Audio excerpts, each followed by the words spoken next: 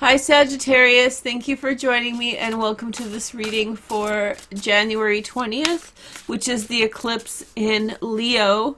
And we're going to do a little reading here, and then the extended will be in your January playlist. So if you've purchased the buy all option for January, thank you so much. You'll get the first eclipse, the second eclipse, and the whole monthly reading for January. So go over to Vimeo, and then if you get the buy all, you can watch for your sun, moon, and rising for all three series. So it's kind of a big package this month. So what else do I want to say? Oh, all your videos are on the Sagittarius playlist in the description down below, or on Android. Hey girl, hey, I have an app. It's called Veroosh. So go to the Play Store and go get it. I don't have an iPhone yet. I technically have it, but whatever, long story.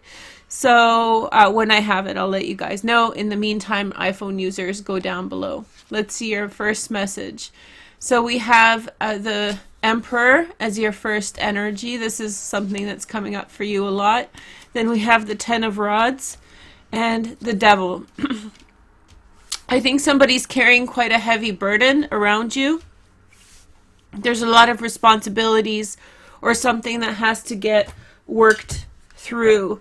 I feel like there is quite a heavy aspect, especially if you're in a relationship. There could be a very heavy kind of set of circumstances that you or your partner are dealing with. And those heavy circumstances are leaving one or both of you really scrambling for time, and you're working really, really hard to achieve the things that you want to achieve. I feel as though maybe one person feels as though they're not being heard. I feel like one person may not necessarily feel like they're being acknowledged, like they're just getting kind of pushed through the circumstances and it's not really favorable for them. This can also mean that someone or something to do with a business feels like it's too much work. Something that feels like it's overwhelming you at this time, that there's too much going on. There's a huge pull in your chart towards the second house. I'll show you guys that in a minute. There's a huge pull in your chart to the second house. I'll show you that right now, actually. So you should be in some way feeling super focused on your own finances, which is this area of the chart and what it represents. So there is a huge push on you in Capricorn towards financial resources, material wealth, all of those things.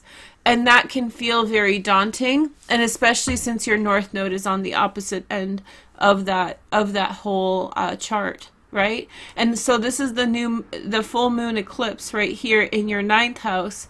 And with the North Node here, you want to get here as much as possible, but there's a lot of things holding you back. And what this is travel.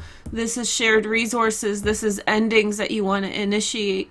It just seems like everything is sort of is far away. It's hard to achieve at this time. You might feel a sense of frustration. I talked about this in other videos, especially in your 2019s. Go check those out there. You may feel as though you want to get somewhere. I have a North Node video out for Sag. That's what I was trying to tell you guys. And so I think it's important to go back to that video and check it out and see if the message resonates again for you, because this full moon eclipse is to do with that North Node. And the main theme is that the North Node doesn't have any transits with it, right? So it's kind of like where we want to go, but how do you get there? It's kind of a big question that we all face. And for you, it has to do with needing to make certain changes. It's almost like you're hoarding. It's like you're hoarding experiences and situations and stuff in general, and it's sort of going to overwhelm you, or it's sort of overwhelming you. So it's important for you to, when there's a transit with the moon in Cancer or in Leo or this eclipse, you just really declutter your life as much as you can, because I think it can be overwhelming, especially if you're a business owner. All these externalities. There can be also someone who is from your past who is in some way, and you already know about this. This isn't like it's going to happen. It's already happening. There's someone from the past who either knows something about you, who has tea, right? They have tea. And so I feel like there's a sense of nervousness here because this is a bit of a wild card and you don't really know what this person is going to do. Totally creepy feeling. I'm so sorry that you have to go through that. Here is your angel card. So this is Gabriel, the angel of heralds. So this Gabriel, okay, so the heralds represents things that you are being made aware of. So there is going to be some kind of clear, this is the way it is. The writing's on the wall. You know, there's going to be some kind of event that's going to show you exactly where you stand with things.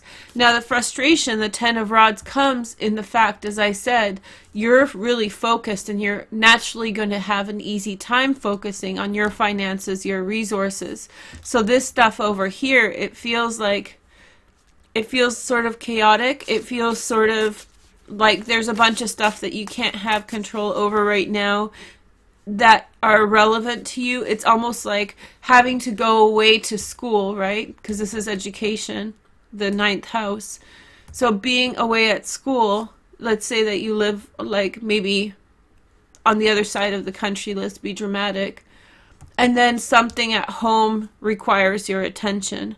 Maybe this is school because this is your second house, your own money and resources. So you're away at school, you're doing the most, you're getting good grades, but something at home needs your attention and you know something's going on at home. And I'm not saying something's going to happen at home if you are at school, but it's that sense of, and all of us are experiencing it to some degree, but because this is happening in your second house and your eighth house, it feels like you have this sense that you have a really good attention to the things that are right in front of you, but there's something that you can't have in front of you because you have these things in front of you, like a different location, and it's something that you feel needs your attention as well. So it can feel like overwhelming and very heavy, and some of you are going to frankly just choose to ignore one thing or the other. That's what the devil means. I'm not looking, I'm not listening, but I think that the messages are clear. And I think that this will continue to some respect, off and on, until July, June, July, when all these transits come through the North Node.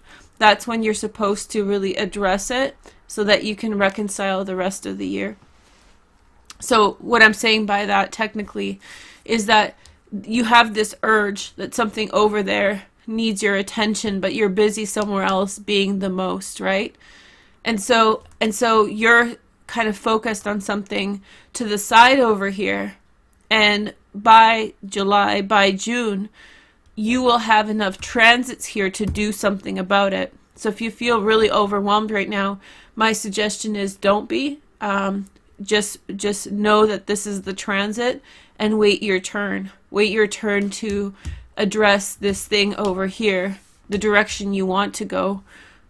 Wait your turn, wait for the good transits, and then push forward with it. In some respect, you'll be addressing it through the whole next 5 months, but I feel like when those transits hit June and July, that's when you'll be really able to make an effect change. So for now, this is a wonderful transit to do with your success, to do with your financial success, all those things. So I think that it would be really, really sad if you stepped away, if you took your attention away from it. Here is the next message. We have the Six of Swords, and then we have the Eight of Cups, and then we have the Two of Cups, okay? So I feel like moving on from something and separating yourself from something. This could be your father too. This could be, not that something's happening to your father, but this is like you distancing yourself from your family or from you in order to address something else. And I feel like there is this, you're so overwhelmed. I don't know if you've ever heard of like freezing and flooding.